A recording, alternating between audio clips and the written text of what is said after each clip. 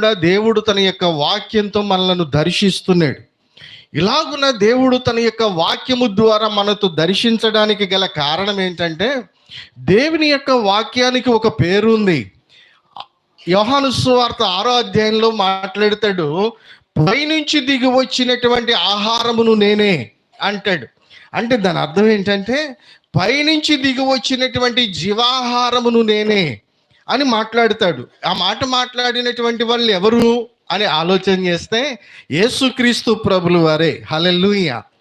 అంటే పైనుంచి దిగి వచ్చినటువంటి జీవాహారమును నేనే అని అంటే, యేసుక్రీస్తు ప్రభులు వారు నేనే ఆ ఆహారమును అని చెప్పాడు అని అంటే, ఆ ఆహారము ఏమై ఉన్నదని మనం అర్థం చేసుకోవాలి. యోహాను సువార్త 1వ అధ్యాయం 1వ వచనం ప్రకారం, ఆది యందు వాక్యము ఉండెను,